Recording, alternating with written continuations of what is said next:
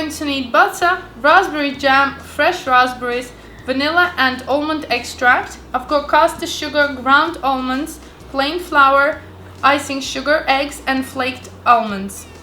Into your food processor add your ground almonds, caster sugar, flour, eggs, soft butter, and we're going to mix it all together.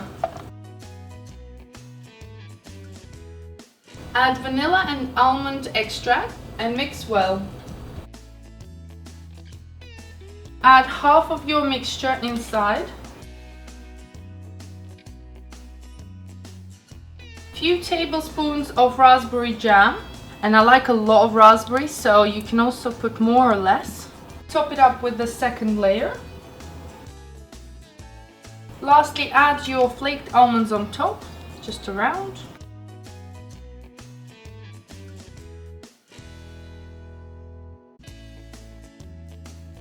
I like to cut my tart into squares, but you can serve it just like that in cake slices.